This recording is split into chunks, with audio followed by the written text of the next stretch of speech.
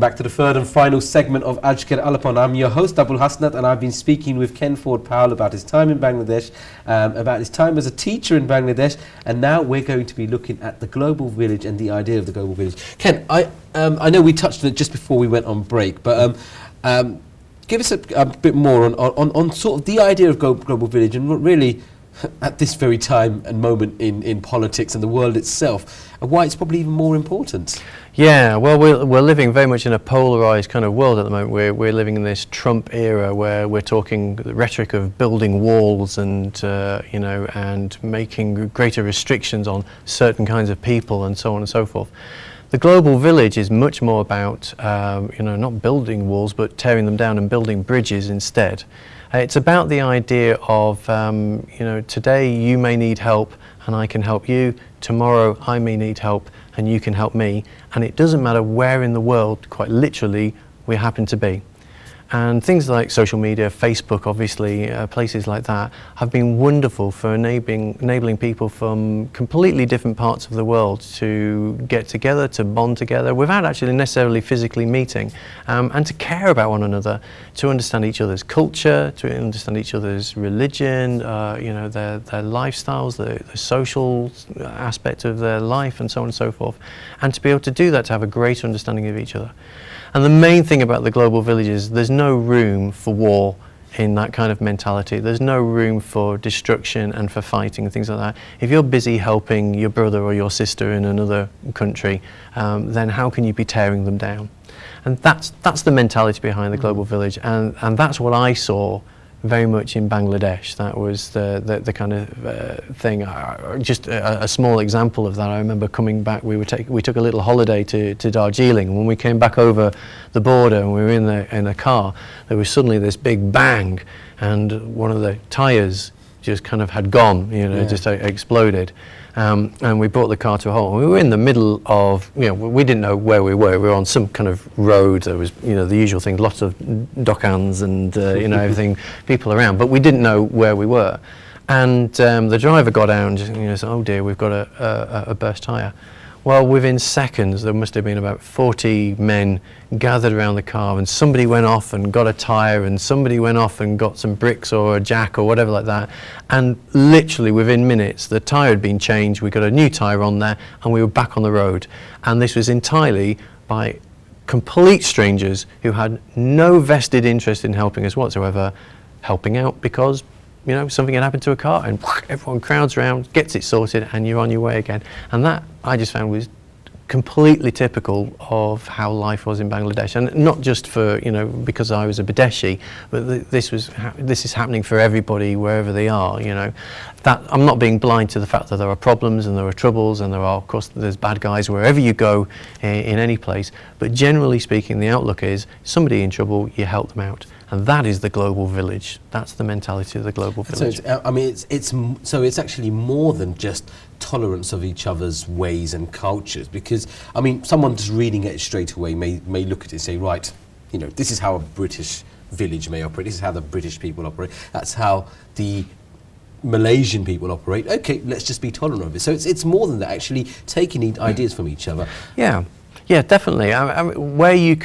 Where tolerance is the right thing to have, you do things your way, I do things my way, and we're both happy with that, that's absolutely fine. But where you find things are in connection with each other, where you enjoy things. For instance, for me, I absolutely love Eid. I just, the Eid meals and things like that, I used to live for it, and of course we'd get so many dawats, on a single day. I'd end up with 4 or 5 delicious meals, my belly absolutely filled, and I just loved it. And it wasn't just the food, which of course was wonderful. It was the companionship, it was the fellowship with other people. It was just a wonderful time. That's something I can engage with and enjoy, and I still do to this day. Of being part of that. So yeah, where there are those connections that you can actually make, to dive in and not be frightened of people doing things in a different way, or upsetting somebody if you get involved in something like that. Just going for it, and being part of that culture, and vice versa. social media plays a huge role in that today, doesn't it? I mean, a lot of, I don't know, you're one or the other, aren't you? You're Marmite or you're not Marmite. You love Facebook. Let's just get the big elephant in the room out. You love Facebook or you absolutely despise it. But I mean, from my perspective, now I might be horribly wrong, but the global village can only be enhanced and strengthened with such social media out there. Yes. And we can't look at it as negative. I mean, we should really be looking to send ourselves out to the people in the other countries that want to actually befriend and look at your way. And should we not be sharing posts about how we are here? Yes, indeed, yeah, and I think that's absolutely fine, you know, to do that. I think there is a danger, and it's quite a right one, that you can go in, you know, as the Westerner and sort of say, you know, West is best kind of thing, and that's something I'm always kind of like keen to avoid. You know, that when I was in Bangladesh, certainly, you know, and the kind of Badeshis that I was working with were of similar kind of mind frame. We weren't coming in to sort of say how we do things is best. If anything, the opposite, as much as possible. It was like, you know, we want to be just part of the culture and really kind of, you know, part of what life is like in Bangladesh. But it's not then wrong to be sharing what you're doing, your ways of doing things, you know, or to be somehow kind of hiding that as though it's shameful. Actually, it's just great to share that all out together. And as you say, things like Facebook are brilliant for doing that. So we have what we consider our family of Bangladeshis who live in a little village close to our NGO, and we will happily Skype with them, and they will see us in our house here in England, and we will see them in their mud huts in their village there, and there's no disparity between that. They know our lifestyle, we know their lifestyle, and we just love each other, we just care about each other, and there's no sense of them wanting to have what we have or anything like that, because it's not about that. We're just equals, and we just, you know, love each other regardless of our different cultures. There's a big topic that I want to come to, but I'm going to leave that till later, because I think the key thing that I'm missing out is probably your writing. Right. I mean, Ken, you brought your two books with you. I have, yeah. Tell us a bit about them. I mean, you're the one closest to you here. Tell us a bit about this book. Yeah. So Sonali, this is my first book that I brought out, and it was really in homage to the time that I spent in Bangladesh. It is literally a collection of photographs. And with a few kind of comments from me in English about what's going on and what it's about. And I had a very good friend of mine who I'm currently writing a book about being Badeshis in each other's country, a woman called Jasmine Chowdhury. She did the translation into Bangla, because I found out actually a lot of people learning Bangla wanted this book with Bangla there. They knew about the book in English, and they actually said, oh, bring it out please with Bangla, because it would be great for us to learn it. So there's a lot of Bengali learning students out there who now have this book. Wow. To help them from that point of view. But there's a lot of cultural representations there. And originally when I brought this book out, it was helping to bring a Bangladeshi student to England to do a business studies degree. I'm sad to say that after getting the place for the degree and everything and having all the right qualifications, the British Embassy decided to turn down the visa, which is just one of these non-global village perspectives that we're living in a little bit with the current government, unfortunately. And that was a real shame. But she stayed in Bangladesh doing a business studies degree there, and really looking to help develop the empowerment of women. And there's a little bit at the beginning of the book about her. I actually want to ask about that, the cover picture. Tell us the idea behind that cover picture.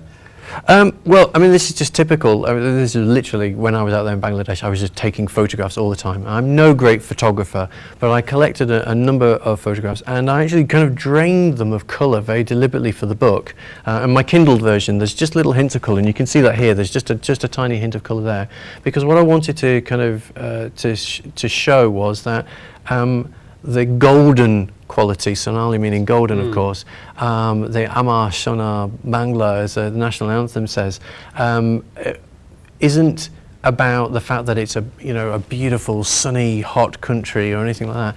The goldenness is in the people. It's in the society itself, and you can drain it of colour. You can drain it of all those wonderful sights that we think of, as the Bangladesh countryside, which is absolutely gorgeous. Drain it of all that, and the gold is still there. it's in the hearts of the people, it's in their hospitality, their generosity, their simple lifestyles, which is not meant in a derogatory sense, but just in just a very pure, very honest kind of life. And it's absolutely golden.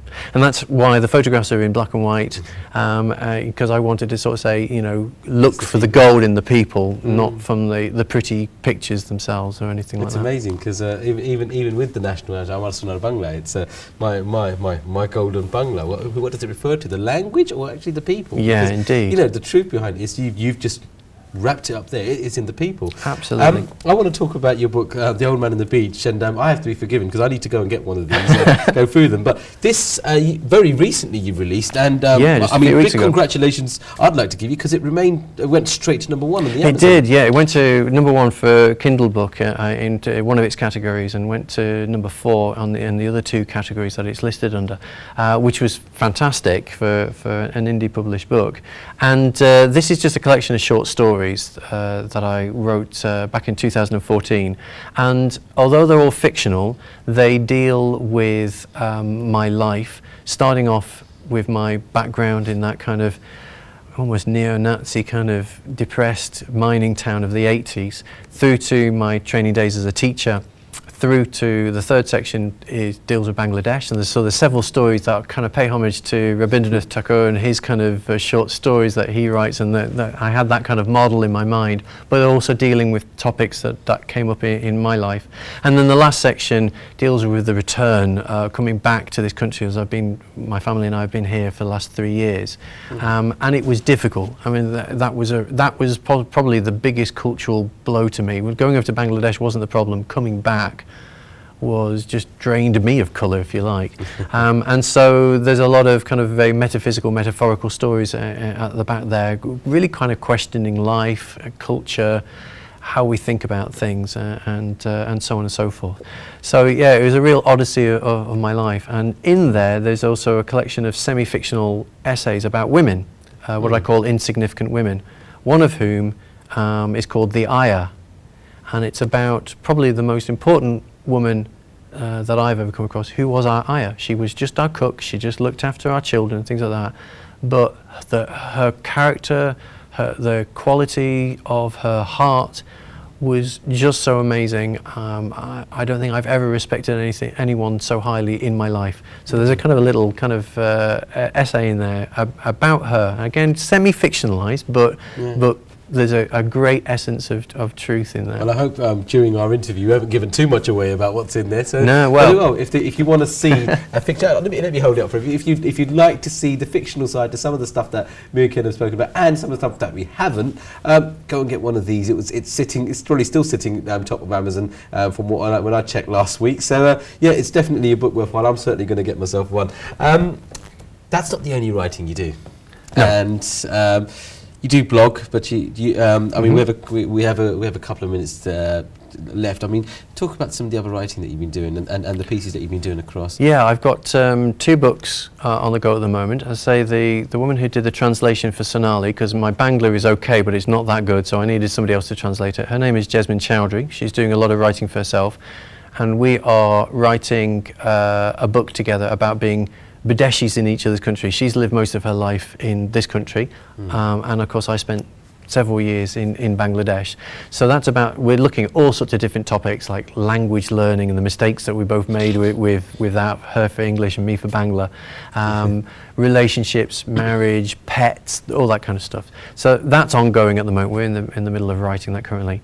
And the other book that I'm hoping to release in the next couple of months is based on my blog writing that I started while I was out there in Bangladesh, I'm going to be kind of doing a retrospective on that, looking at some of the posts that I wrote, and the idea is to kind of try and write a travel log, a kind of a travel guide for anybody who might be going to Bangladesh who doesn't know about the culture, the geography, the history, the politics, and so on and so forth. So as well as kind of giving a little bit of a detail of you know, my life from beginning to end, from startled Badeshi, you know, coming out of the airport and being hit by that wall of heat after the air conditioning of the airport, through to, not wanting to leave on those last days and saying, you know, tears streaming from my eyes, you know, just saying, I don't want to leave. This is my Hridoystan, my heartland, you know, I don't want to leave this place.